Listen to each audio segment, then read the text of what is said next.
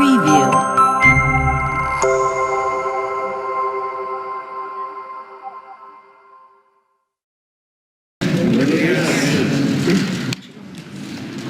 Bueno, vamos a contestar preguntas. Hoy salimos a una gira a la península de Yucatán. Vamos a estar en Yucatán, en Quintana Roo y en Campeche. Estamos reuniéndonos con comunidades y pueblos indígenas, y ese es el propósito de esta gira. Por eso contestamos preguntas hasta algún tiempo para tener oportunidad de llegar al aeropuerto. Quedamos contigo ayer. Buenos días, Buenos días, señor presidente. Pues ayer me quedé con una pregunta sobre lo que usted estaba mostrándonos aquí en la pantalla acerca de la reconciliación nacional y todo esto, ¿no? Pero yo quisiera preguntarle, ¿cómo es que va a convencer usted a Iván Archibaldo, a los Salazar, a la Línea, al Mencho, para que cambien su postura frente a esta cuarta transformación? ¿Y cómo será con ellos? ¿Se abrirá un diálogo? ¿Se abrirá el diálogo hacia la delincuencia organizada? Esa es una pregunta. La otra es, ¿cómo trabaja la inteligencia en este sentido de trabajar con los generadores de la violencia? Tal vez el pueblo, todos los demás estemos de acuerdo en bajar estos índices, pero ellos qué irán a hacer y ustedes cómo lo irán a tratar. Bueno, entendí la primera pregunta. Nosotros tenemos una estrategia, ayer se expuso, para garantizar la paz. Repito, consiste primero en garantizar el bienestar de la población. Incluye el que no haya corrupción, que no se asocie la autoridad con la delincuencia, que actuemos de manera coordinada, todos los que tenemos responsabilidad en garantizar la paz, que se atienda el problema de manera permanente, como lo hacemos todos los días, que se busque más presencia de agentes de la Guardia Nacional en el territorio, que se combata el consumo de drogas. Para eso la campaña contra las adicciones, y que se fortalezcan valores en lo cultural, en lo moral, en lo espiritual. Todo esto es parte de nuestra estrategia. Otra cosa importante también es que no haya impunidad, que no se permita a nadie violar la ley, aplicar la máxima de los liberales de que al margen de la ley nada y por encima de la ley nadie. Desde luego, esta estrategia no pone por delante el uso de la fuerza.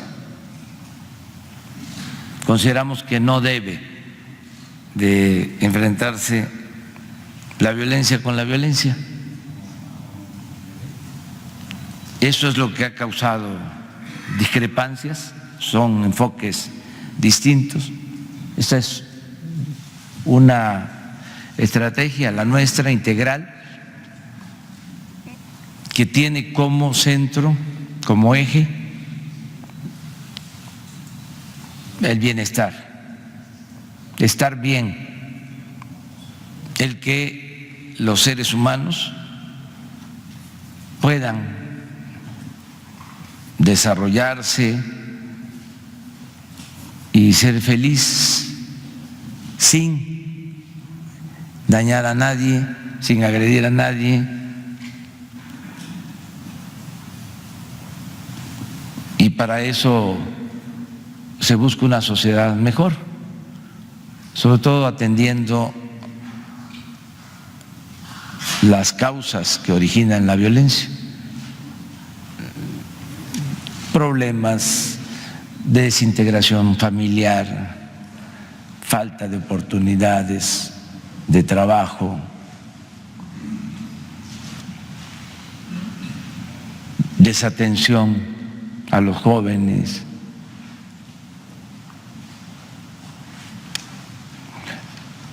consumismo o lujos baratos, frivolidades, estilos de vida en donde lo importante es lo material. Todo eso pues es lo que estamos haciendo, y gobernando con el ejemplo creo que ayuda mucho. Es una serie de acciones. Ayuda mucho el que la autoridad dé el ejemplo de rectitud. Si hay corrupción en las autoridades, si mienten como respiran,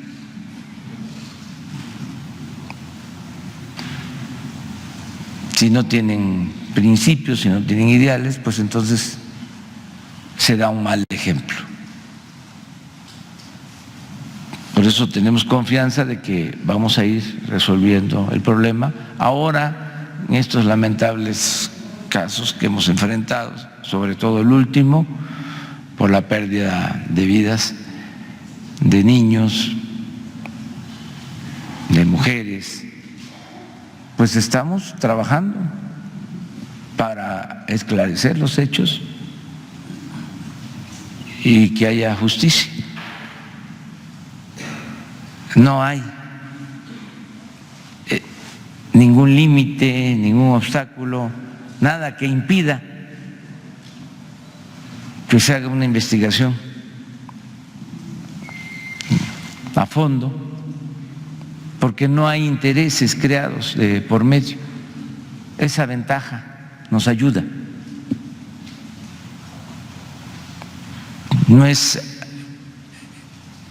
se tiene un límite porque hay un acuerdo con algún grupo delictivo o un acuerdo con algún grupo político, algún grupo de interés creado.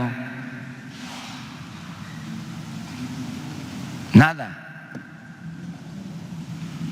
Y también decir que hay mucha gente honesta en el ejército, en la marina,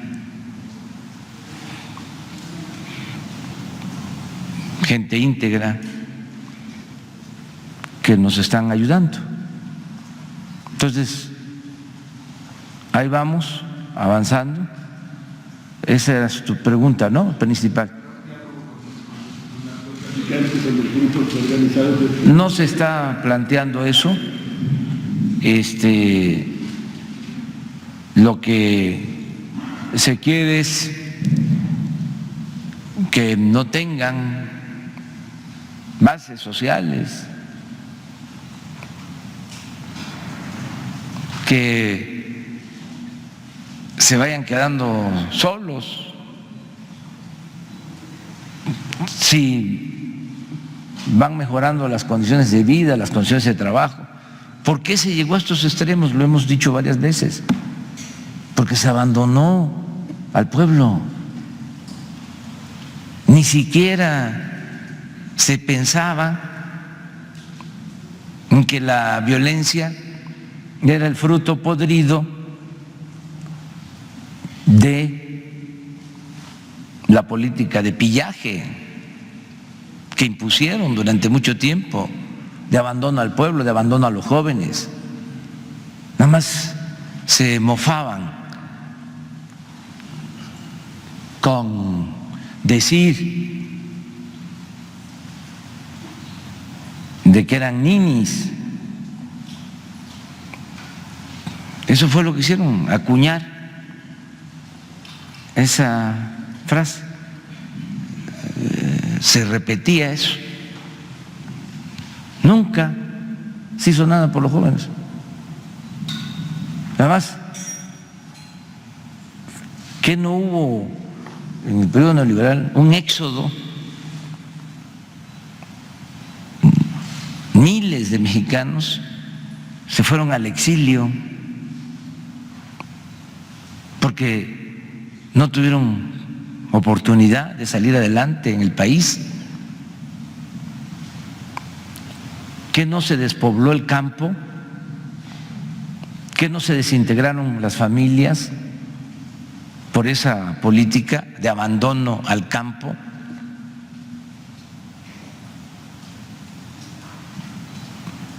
Entonces, pues estamos pagando las consecuencias y tenemos que modificar ya esa política. Desde luego, hay quienes tienen una visión distinta y respetamos ese punto de vista.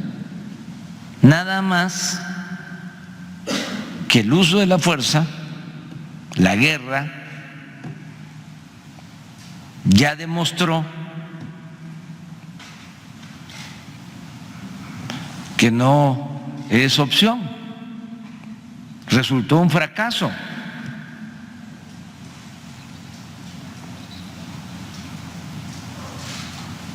En vez de resolver el problema, lo agravó. Entonces, regresar a eso, no.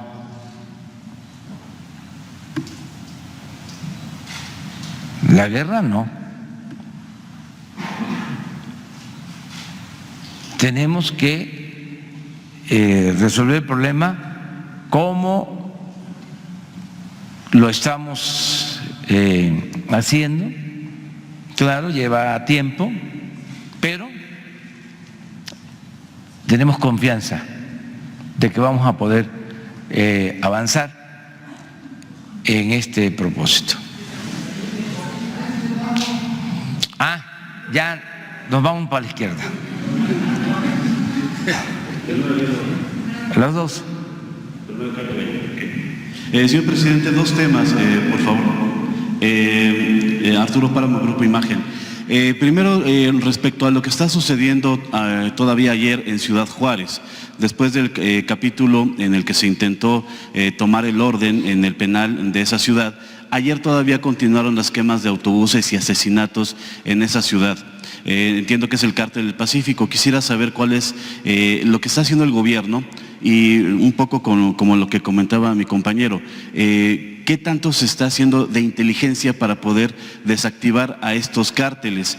Y sobre el mismo tema, es el asunto del senador de Estados Unidos, Chip Roy, que ayer insistió en que se catalogue a los cárteles por parte del gobierno de Estados Unidos como organizaciones terroristas equiparables a ISIS, por ejemplo. Eso cambiaría completamente el enfoque del gobierno de Estados Unidos respecto a su actuación con el gobierno mexicano. ¿Cómo ve usted esta petición del senador a su gobierno para que catalogue a los cárteles como grupos terroristas? Bueno, decirles que hay capacidad técnica tanto en el Ejército como en la Marina, en la Guardia Nacional. Hay profesionalismo y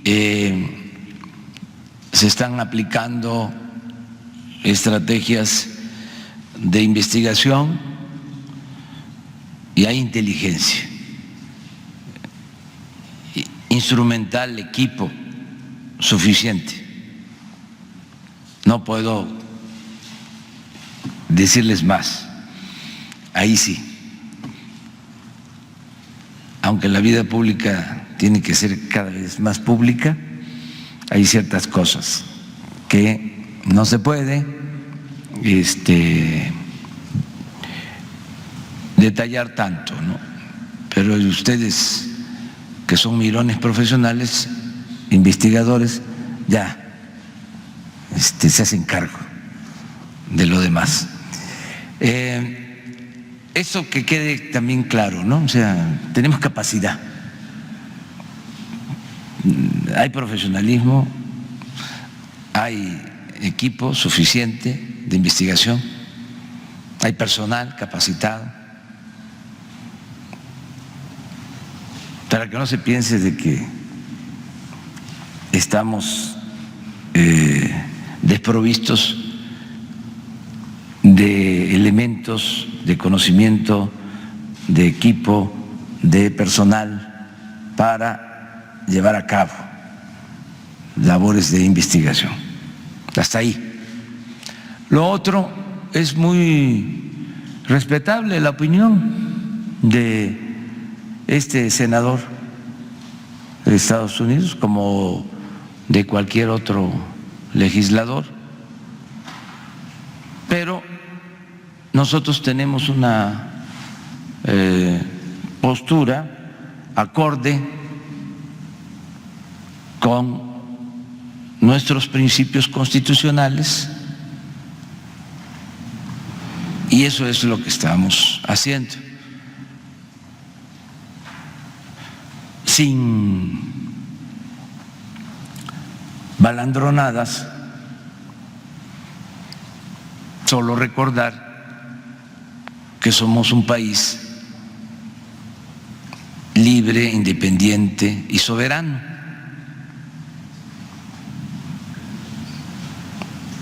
Que somos respetuosos por lo mismo de la soberanía de otros países, de otros pueblos. No opinamos en lo que deben hacer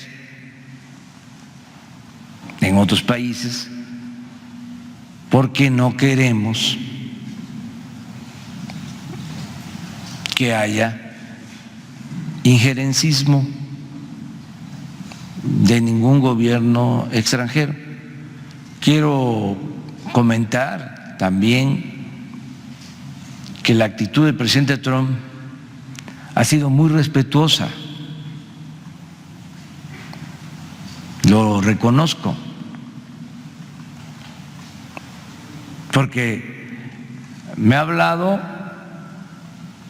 en los dos casos, en lo de Culiacán y ahora en este lamentable suceso de Sonora, para ofrecer ayuda.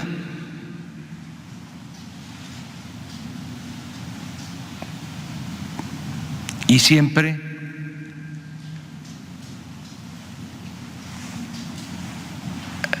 señalando que depende de lo que nosotros determinemos. Eso es importante. Van a ver quienes quieran buscar que nos confrontemos, no lo van a lograr. Para que haya pleito, cuando menos se necesitan dos. Uno no puede pelearse o buscar pleito. Segundo tema, señor presidente. El otro fue el primer tema. El segundo es, hoy en la mañana, hace menos de una hora, el INEGI volvió a sacar información respecto a la situación económica del país. Usted nos ha comentado aquí varias veces que lo que le importa a usted mucho es que la gente tenga recursos para ir a comprar lo necesario para su vida. Hoy se da a conocer el indicador mensual de consumo privado en el mercado interior y se establece que disminuyó 0.3% de julio a agosto de este año. Esto ¿Cómo implica, julio a agosto? ¿Qué es eso? Sí, de julio a agosto de 2019. 2 meses Sí, sí. de medición. De hecho, viene la gráfica desde 2014, pero en este último periodo, en el que se señala aquí de julio a agosto, se señala una baja de menos 0.3%. Bueno, te podría entonces, vamos a esperar septiembre, entonces. porque en el transcurso del año ha estado básicamente lo que dice la gráfica estancado y este ya es a la baja. Entonces, usted nos ha comentado aquí varias veces la intención de que la gente tenga recursos para poder llevar a cabo su vida y esto estaría indicando que en realidad están teniendo menos gasto. Pues tengo otro dato.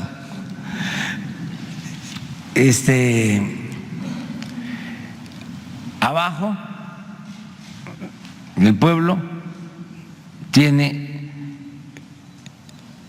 afortunadamente recursos. Desde luego que hay pobreza, muchas necesidades, pero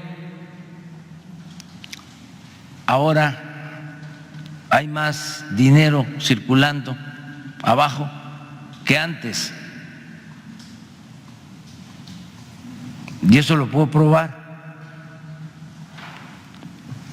Primero porque se están dispersando fondos en beneficio de los pobres, como no se hacía antes. Este año, repito, se van a destinar 300,000 millones de pesos.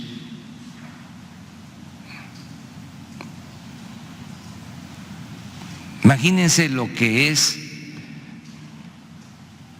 destinar 125,000 millones de pesos en pensiones para adultos mayores.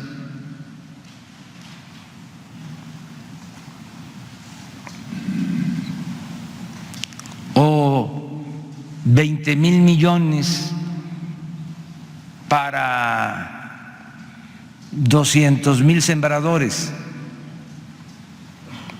del sureste, nada más en Chiapas. 80,000 sembradores que están recibiendo un jornal de 5,000 pesos mensuales. 80,000. Constante, no es empleo temporal.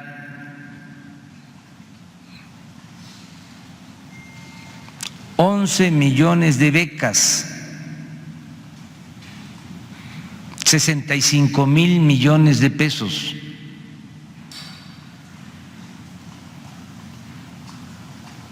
En fin, 900,000 aprendices, jóvenes que son contratados, que tienen trabajo de aprendices, 900,000, recibiendo 3,600 pesos mensuales. Pero esto complementado con la llegada de remesas como nunca en la historia, desde que se mide el ingreso de lo que envían nuestros paisanos a sus familiares. Entonces tengo información de abajo, donde en las rancherías, en los pueblos, sacrificaban una res cada semana, ahora 2, porque hay un poco más de recursos. Ayer, Carlos Slim, a ver si con esto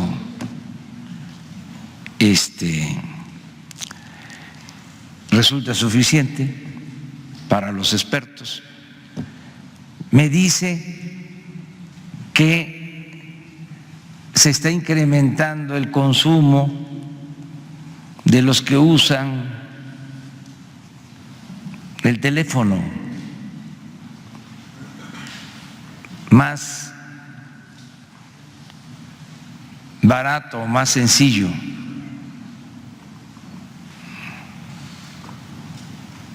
Por eso digo, tengo otros datos. Y lo que da a conocer también el INEGI,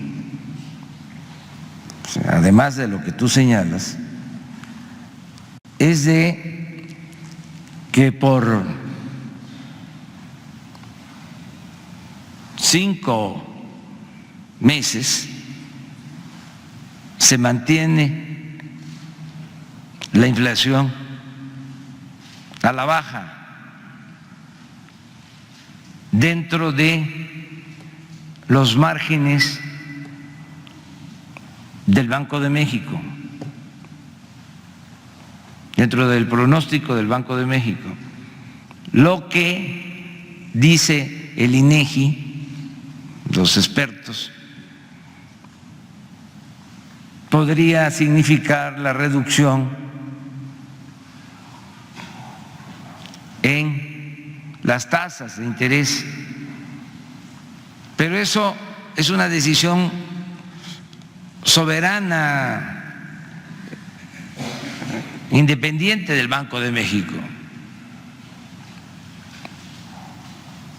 No me vayan a culpar de que ya estoy queriendo yo influir en las decisiones del Banco de México para que bajen las tasas de interés.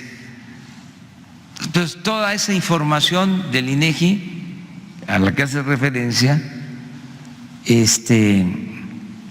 ayuda a entender lo que está sucediendo. Es muy importante destacar pues todos los datos, no uno. Imagínense la importancia que tiene de que no tengamos un problema de inflación, la importancia que tiene que el peso no se deprecie, la importancia que tiene que se estén creando empleos, la importancia que tiene que esté aumentando el salario.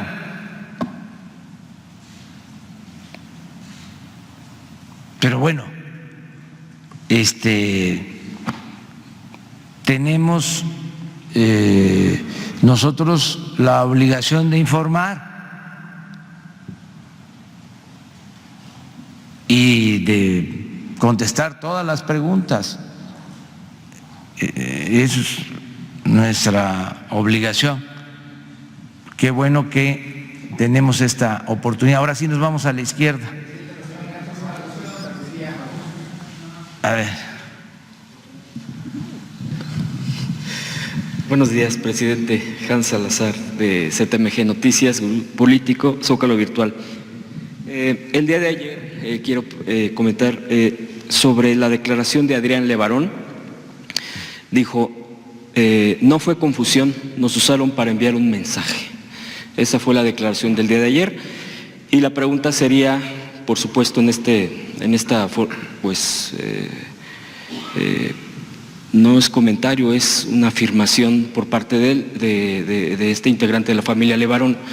Usted en el Gabinete de Seguridad, ¿hay la posibilidad en estos escenarios de que se esté atizando la violencia para crear un mayor conflicto dentro del gobierno que usted encabeza? O, bueno, porque ya se han manejado diferentes hipótesis. Sé que hay una investigación, bueno, se ha anunciado, aquí ha estado el gabinete y se ha dado esa información, pero bueno, en este sentido y en este contexto, Culiacán y lo más reciente, el tema de Levarón, que ha causado bastante conmoción en la sociedad, ¿hay esa posibilidad que sea un mensaje incluso directo al gobierno? Y ahorita le hago una segunda pregunta. Bueno, hay un equipo que se ha integrado para la investigación, para indagar los hechos, desde luego para hacer justicia, y están manejando todas las hipótesis, todas, no se descarta nada, pero están trabajando y recogiendo información, sea lo que se refiere. Fue una declaración, creo que ayer, de uno de los familiares de las víctimas, y esto pues se toma en consideración, y todo lo que pueda ayudar a esclarecer los hechos, todas las hipótesis. Pero ese es un equipo especial, profesional, que está a cargo de esta investigación. Segunda pregunta, presidente. Respecto a la investigación que se ha declarado por parte de la Unidad de Investigación Financiera con respecto a los temas de corrupción contra el exsecretario de Comunicaciones y Transportes, Ruiz Esparza, ¿hay más exsecretarios de Estado en investigación? Por ejemplo, el caso de Videgaray, ¿está incluida en algún tipo de investigación con el tema de corrupción? Aquí ayer incluso usted planteaba pues los casos de Obedrecht, el caso de OHL, etcétera. ¿Hay más exsecretarios en este tipo de indagación de altos niveles de corrupción que se generaron en el gobierno anterior? Y por último, quisiera su impresión, su comentario del nombramiento ya de ayer de la nueva, pues ya presidenta de la Comisión Nacional de Derechos Humanos, Rosario Piedra Ibarra. Incluso hay molestia en la oposición, se ha cuestionado incluso en el Senado, digo, yo sé que es una esfera de otro poder en el procedimiento, se ha cuestionado de manera fuerte incluso que fue de manera fraudulenta, pero bueno, quisiera su impresión, quisiera su comentario con respecto a este nombramiento. También se manejó que la línea provino desde incluso la mañanera, bueno, de la conferencia que se le ha denominado mañanera que usted preside en este momento. Entonces quisiera esos dos puntos, por favor. Gracias. Acerca de lo primero, no tengo yo elementos, no hay información. Por lo regular, Santiago Nieto me presenta información sobre manejo de dinero, lo que tiene que ver con inteligencia financiera, y no me ha presentado nada sobre este caso al que hace mención, ninguno de esos casos. La verdad es que no lo he visto ahora, no hemos podido encontrarnos, pero no tengo información. Y si fuese un asunto grave, me buscaría, o sea, con urgencia, un hallazgo de pruebas sobre el lavado de dinero, pues eso no me pide una cita así normal, sino me busca de inmediato y él sabe que lo atiendo. Pero no hay información sobre eso. Lo que hay es la investigación abierta sobre lo de Odebrecht. Eso sí, sobre los posibles, o lo dicen los abogados, presuntos sobornos entregados a quien estaba en Pemex o iba a ocupar la dirección de Pemex o ya en funciones. Eso sí, es una investigación, pues está a cargo de la Fiscalía General de la República y tiene que pues incluir todo, como son las investigaciones. El caso de Odebrecht y de Pemex. Sí. Eso sí está investigándose y ya está en manos de la Fiscalía, repito. Acerca de el nombramiento del día de ayer del Senado para la presidenta de la Comisión de Derechos Humanos, lo veo bien. Creo que es de justicia. Se trata de una mujer que padece por la desaparición de su hermano, hija de doña Rosario Ibarra de Piedra, fundadora de Eureka, de las mujeres que en circunstancias muy difíciles empezaron a buscar a sus hijos desaparecidos, auténticas defensoras de derechos humanos. Esto abre la posibilidad de que la Comisión de Derechos Humanos deje de ser una pantalla, un organismo alcahuete del régimen, y se profundice en las investigaciones y se acabe con la impunidad y se le dé una respuesta a los familiares de las víctimas. Entonces sí, estoy contento con esta decisión. Lo demás, pues es normal que los conservadores pues no quieran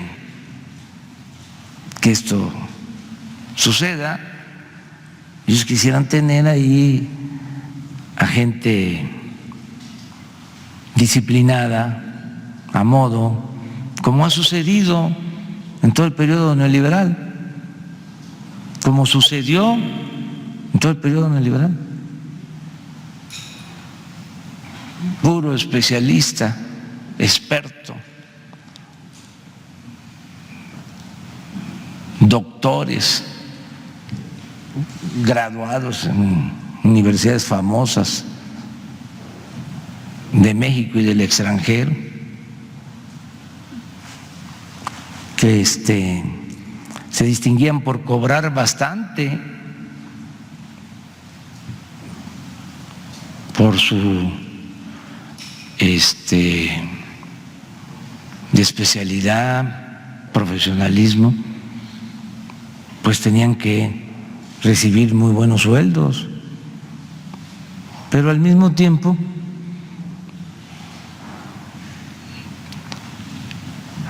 siempre guardaban un silencio cómplice, encubrían, nada se sabía a nadie se castigaba.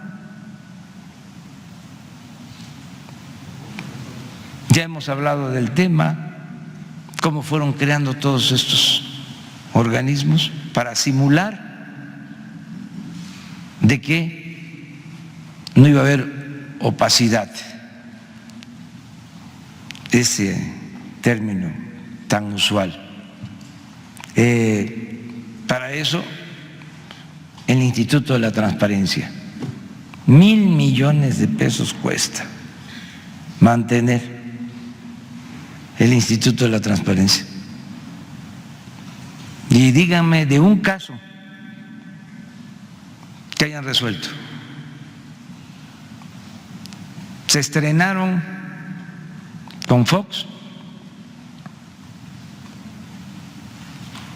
declarando que no se podían dar a conocer los nombres de los beneficiados con las condonaciones de impuestos. El Instituto de la Transparencia. Y luego, en el caso de Odebrecht, también llegaron a declarar que era información reservada. Y en el caso de la Comisión de Derechos Humanos, a ver, ayúdenme a recordar algo.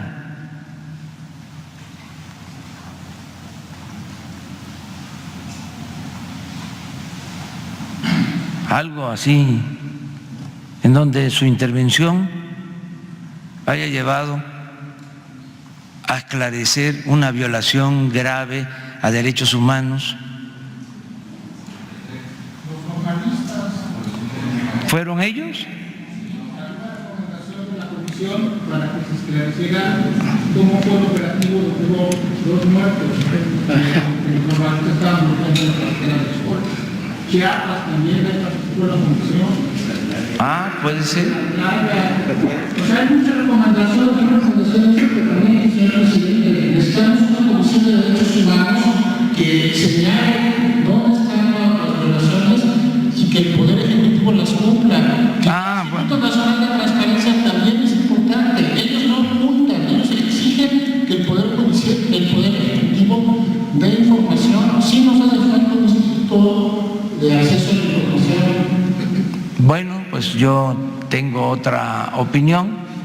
Yo pienso que no han cumplido con su función, pero respeto tu punto de vista. Yo siento que fueron, repito, organismos pantallas. Disculpe, señor presidente, pero no es un punto de vista. La creación del Instituto Nacional de Acceso a la Información, la creación de la Comisión Nacional de Derechos Humanos son producto de un proceso legislativo. Sí. Los legisladores lo aprobaron, Sí. Los legisladores consideraron la conveniencia. Creo que es muy peligroso querer dar un paso atrás para que no tengamos transparencia, para que no tengamos instituciones de derechos humanos que velen por los derechos humanos. No es un punto de vista, señor presidente. Pero yo no estoy planteando la desaparición. Yo lo que estoy planteando es de que no han funcionado o no han ayudado para que no se violen derechos humanos, para que no haya corrupción. Han guardado silencio. Una comisión de derechos humanos emite una recomendación ya como un trámite, cumplió. No, si hay un caso grave, hay una denuncia y elevan la acusación, pero eso no lo hicieron. Además, imagínense que en todo este periodo no era delito grave la corrupción y crearon el Consejo Anticorrupción y la Fiscalía Anticorrupción. Entonces, ¿para qué? Para simular. Es lo mismo de los organismos electorales. Yo no estoy pidiendo la desaparición de los organismos electorales, si yo quiero la democracia. Nada más que el Instituto Electoral, el Tribunal Electoral, no han estado a la altura de las circunstancias, se han hecho de la vista gorda, han permitido fraudes electorales, han avalado fraudes electorales y encima de eso cuestan mucho, le cuesta mucho al pueblo mantener estas instituciones o estos organismos ineficientes, por decirlo menos. Entonces, eso es lo que debemos de replantearnos. Ya basta de simular, ya basta de engañar, ya es tiempo de los cambios y afortunadamente en este caso de la Comisión de Derechos Humanos llega alguien afectado de manera directa y yo espero, lo deseo con toda mi alma, que se profundicen las investigaciones y haya justicia. Eso es lo que deseo. Hubo 503 recomendaciones emitidas por la CNDH desde su creación hasta el 1 de enero de 2018. Más bien, sí trabajaba, los que no cumplían las recomendaciones eran las autoridades. Sí, pero ¿por qué se callaban? Es que son 503 recomendaciones. Sí, por eso. Te envío una recomendación. Ya cumplí con el trámite. Era nada más para eso. Hay defensores de derechos humanos cooptados por el crimen organizado, incluso persiguen a periodistas como Carlos Domínguez. Allá en Tamaulipas hay un defensor de derechos humanos cooptado por los Zetas y les están pagando $10,000. ¿Esos son los luchadores sociales que quieren? Sí, pero es un buen tema, o sea, y tratarlo para que ya no continúe la simulación. Miren, este régimen que tiene como antecedente, como origen del porfiriato, el régimen que está a punto de desaparecer, heredó del porfiriato el arte de la simulación. Porfirio Díaz era el maestro de la simulación. Se respetaban las leyes en la forma y se violaban en el fondo. ¿Saben en dónde se descubrió más esta práctica de simulación? Cuando se empezaron a analizar los archivos. Ahí es donde se encuentra el telegrama del mátalos en caliente. Pero en lo público era otra cosa. Entonces, eso continuó y eso tiene que desaparecer. Nada de simulación, nada de engañar. ¿Cómo reforzarlo? Que por ejemplo, los representantes sean gentes honestas, íntegras, capaces de presentar su renuncia.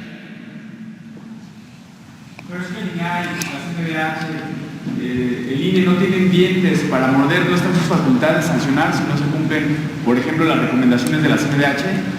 La comisión no tiene dientes para sancionar o hacer algo más. No, pero es una institución. Imagínense que el presidente de la Comisión de Derechos Humanos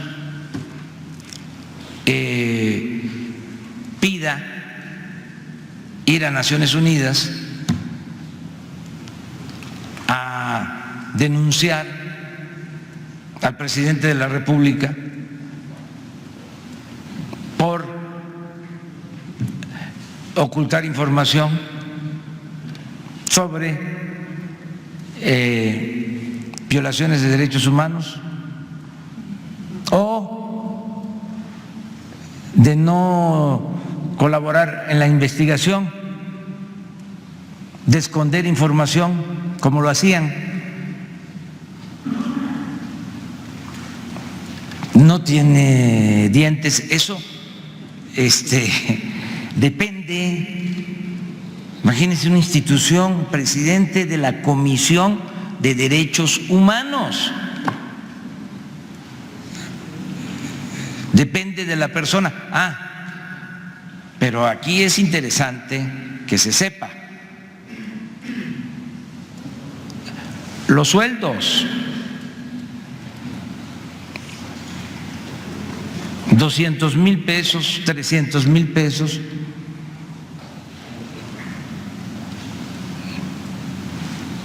¿Qué hacía Porfirio Díaz con los opositores cuando lo criticaban? ¿Qué decía? Ese gallo quiere maíz. Y maiceaban al gallo y dejaba de cantar el gallo. Pues eso se aplicaba hasta diciembre del año pasado. ¿Para qué les pagaban tanto? Para que cuidaran su sueldo.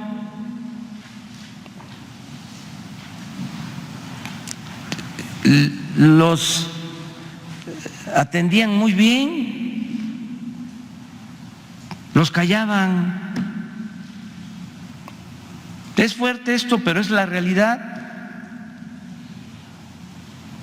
Entonces, necesitamos cambiar ya toda esa simulación. Deben renunciar el actual consejero del INE, los consejeros y también los magistrados del tribunal. Es un acto de conciencia de cada quien, pero desde el nombramiento. ¿Cómo se nombraba al Consejo del INE o al Tribunal Electoral? El Congreso, cuotas. Yo les puedo probar que antes de que los eligieran, yo ya sabía cuántos para un partido, cuántos para otro.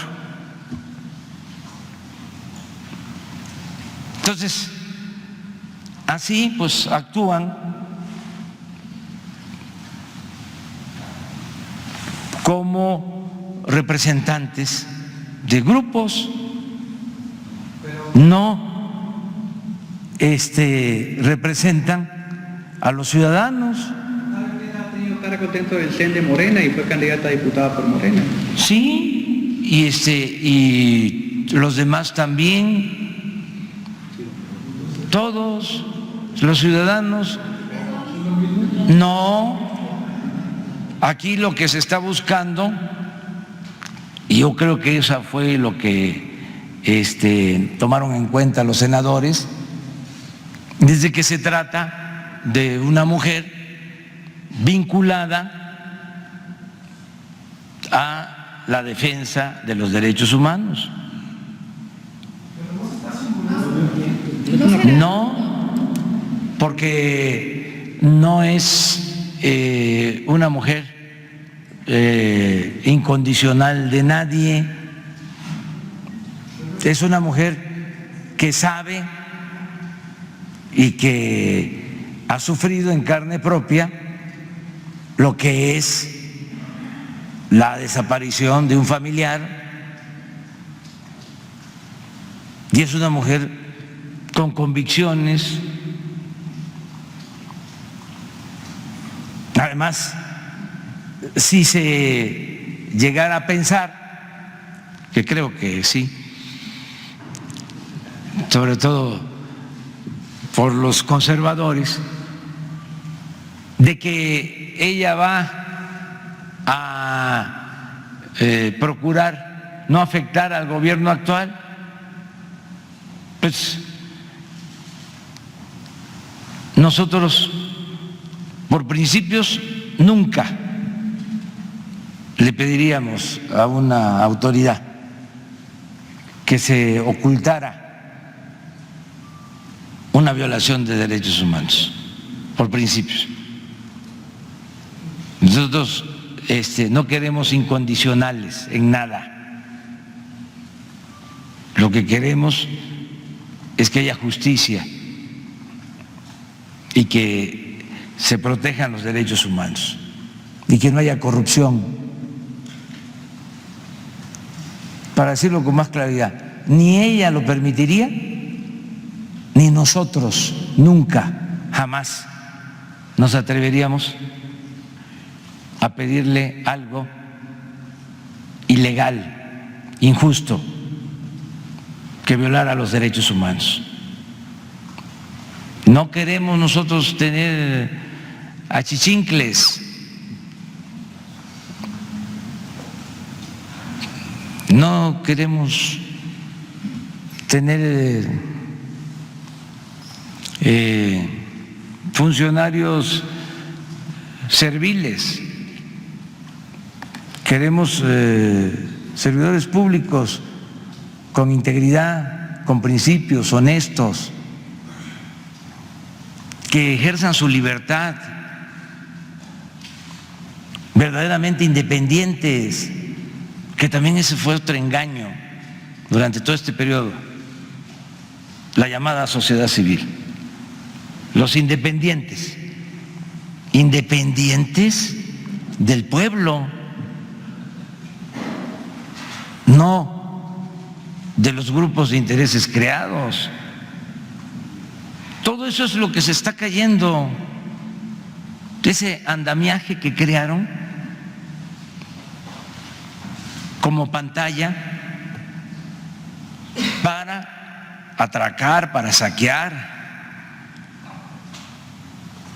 para abusar del pueblo de México.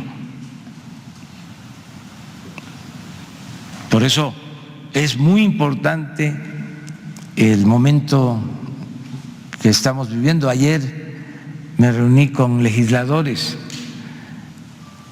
y les decía que lo realizado en materia legislativa era algo excepcional en este periodo.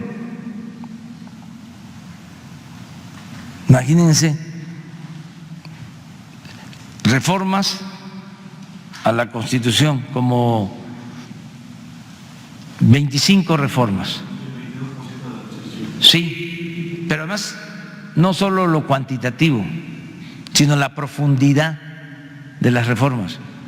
Eso es lo que trae desquiciado a los conservadores, porque en muy poco tiempo ya la corrupción es delito grave, ya está prohibida la condonación de impuestos, ya es delito grave el fraude electoral, Ya se aprobó la ley de extinción de dominio para devolverle al pueblo lo robado. Ya se canceló la mal llamada reforma educativa y se crearon nuevas leyes. Ya se aprobó la nueva ley de salud pública para garantizar la atención médica y los medicamentos gratuitos. Ya se garantiza la consulta popular o se quitan trabas para que se pueda ejercer la consulta. Dos cosas importantísimas. Se aprueba la revocación del mandato, que el pueblo pueda quitar al presidente en una consulta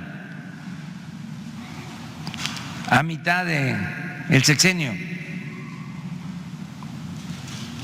Ya el presidente puede ser juzgado por delitos de corrupción, aún estando en funciones, y por otros delitos, como cualquier otro ciudadano. Ya no hay fuero para el presidente. La verdad, un gran avance. ¿Cómo le van a hacer? Toco madera. Si regresaran, ¿cómo le van a dar marcha atrás a todo eso? Nada más falta, y aprovecho para darlo a conocer, voy a enviar una iniciativa de ley para que se eleven a rango constitucional derechos como el de la pensión a adultos mayores, la pensión a niñas, a niños con discapacidad y el derecho a las becas. Va a quedar establecido en la Constitución. El estado de bienestar es lo único que está haciendo falta. De este lado. Señor presidente, buenos días. Soy Mónica Cruz de AJ Plus Español. Su oficina nos envió amablemente un documento el miércoles sobre el caso Maxene André, el migrante haitiano que falleció en Tapachula. Nos surgieron un par de dudas y ojalá nos pueda ayudar a obtener la información. Tuvimos acceso a un oficio de migración que dice que Maxene se encontraba en una estancia individual. Había pedido permiso para rezar en la estancia, según el oficio. Mis dudas son en qué circunstancias los migrantes pueden acceder a estas estancias individuales y si son vigiladas cuando están dentro de ellas. Y otra duda también, que fue imprecisa el miércoles, las organizaciones sí tienen acceso a las estancias migratorias, pero me dicen algunos que no tienen acceso a estas estancias individuales. Entonces queríamos saber si migración les diera acceso a estos lugares especiales para poder hacer pues una observación independiente. Y una última duda es, cuando migración dice que rechazan categóricamente la versión de las organizaciones sobre la muerte de Maxene, ¿están diciendo que los testimonios que recabaron son falsos o que las organizaciones están mintiendo al respecto? Y solo mencionar que tenemos registro de que Maxene no es el único migrante que ha fallecido en inmediaciones bajo custodia de migración. Tenemos otros dos casos, una niña guatemalteca y un salvadoreño en Nuevo León. Gracias. Sí, complementamos la información, lo que estás solicitando. Incluso sería bueno que te atienda el director de Migración, Francisco Garduño, él personalmente, ¿sí? Para que te aclare sobre esto. Gracias. Estamos acá en la izquierda. Ya ha sido mucha derecha. Mucho a la derecha. Se está yendo a la derecha. Los dos. Nosotros estamos de los mismos. Yo al centro. Sí, ustedes están de este lado, sí, están de la izquierda. Yo al centro. Buenos días, presidente. Buenos días a todos. Antes que nada, aprovechando pues el diálogo de ida y vuelta, como usted dice, todos los días, sí comentarle que no cualquiera puede ser periodista. Se requieren principalmente 4 perfiles, 4 características. Una, tener rigor en información, ser sensible a los problemas que aquejan a la ciudadanía, investigar y sobre todo publicar lo que alguien no quiere que se publique, sea de la 4T o sea de cualquier gobierno. Eso es solamente para comentárselo, presidente. Mis preguntas son en 2 sentidos, una del tema ambiental y otra del tema de seguridad. Estuvimos revisando la manera como fueron desplegados los guardias nacionales en el país. Mi pregunta es si su gobierno está abierto a revisar la manera o los criterios de despliegue, porque no queda claro cómo estados como Sinaloa, como Sonora, como Chihuahua, que evidentemente estamos viendo que son dominados por el crimen, están en los lugares 16, 17, 18 en cuanto al número de despliegue de Guardia Nacional. Y aquí el criterio fue dividir los guardias que fueron enviados por el número de habitantes, que es el criterio que utiliza la ONU para este tipo de cuestiones. Entonces, ¿está abierto su gobierno a que se revisen los criterios de despliegue de la Guardia Nacional? Y en ese mismo sentido, tuvimos pues hace un par de días la oportunidad de tener aquí al secretario de Seguridad Pública, a Alfonso Durazo. Lo vimos realmente muy minado, con la mirada baja, con la voz baja, perturbado, esquivo. Digamos, ya no es el Alfonso Durazo de los primeros meses. Incluso más allá de las responsabilidades que pueden ser polémicas, más allá de eso, por cuestión personal, digamos, por lo trastocado que está este funcionario, ¿usted pensaría en quitarlo del cargo? Bueno, mire, esto último, ¿no? Porque si no se me pasaría. Pues yo veo muy bien a Alfonso Durazo, fortachón, y con ánimo. Miren, nosotros nos fortalecemos porque estamos actuando con principios, con ideales. La fortaleza dimana de la moral. La política es un imperativo ético. Cuando se tiene la moral en alto, se resiste cualquier circunstancia, por difícil que sea. Además, el que se aflige se afloja. Aquí hay que tener aplomo, y ese aplomo lo da la causa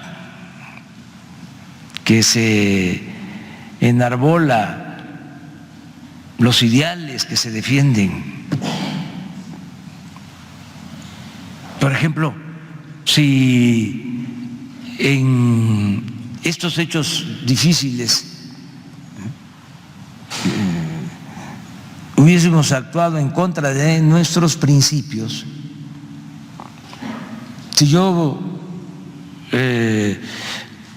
no hubiese apoyado la decisión de parar el operativo de Culiacán para con esto evitar una masacre, eso sí me afectaría. El actuar de manera irracional, es decir, nos importa detener a sangre y fuego a este presunto delincuente, pase lo que pase, porque tenemos que hacer valer la fuerza, el Estado de Derecho, que sepan que no nos va a temblar la mano. Y por una actitud autoritaria, irracional, irresponsable, se pierde la vida de gente inocente, pues eso sí, nos tumba. ¿Cómo voy a dar aquí la cara? Al día siguiente, el viernes, en Oaxaca, dijimos toda la verdad sobre la decisión que se había tomado. Eso es lo que da la fortaleza. Ahora sí, usamos, como los conservadores, la doble moral, el doble lenguaje, la hipocresía, pues entonces no resistimos ni políticamente ni emocionalmente. Entonces, esa es una apreciación. Sí, ha hecho un buen trabajo de coordinación del gabinete, estamos trabajando de manera conjunta. A lo mejor, pues, cabizbajo, porque levantarse todos los días a las 4:30 de la mañana y acostarse a las 10, 11, 12 y recibir alguna información de todo tipo. Por lo que pasa en el país también. Por lo que pasa en el país, sí. Pero todos tenemos mucha fuerza de voluntad y ya estoy por hacerme mi chequeo médico para que los de transparencia queden satisfechos con mis análisis, pero estoy muy bien y todos estamos bien. Va muy bien el gobierno, no tenemos diferencias al interior, vamos trabajando, se van cumpliendo con los propósitos y nada nos va a desviar de el objetivo, transformar al país, cambiar, ¿no?, este régimen corrupto de injusticias y de privilegios. Sí, ¿Qué otra cosa preguntaste? Sí, lo que le preguntaba es los criterios sobre el despliegue de la Guardia Nacional, porque, sí, por ejemplo, Sonora y Chihuahua ocupan más del 20% del territorio nacional y tienen el mismo número de guardias nacionales que la Ciudad de México, por ejemplo, ¿no? Sí, se puede hacer la revisión, o sea, no se está cerrado. ¿Cuál fue el criterio que se utilizó? Básicamente los mayores niveles de violencia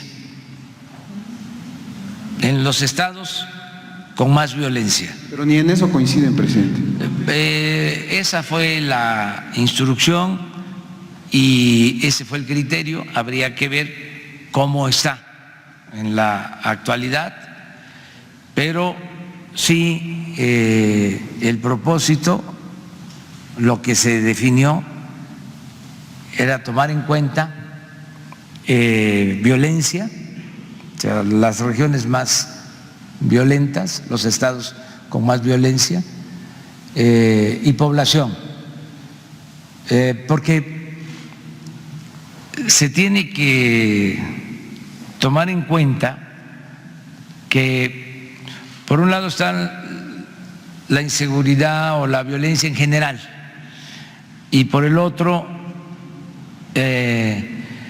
la violencia de los grupos o del crimen organizado.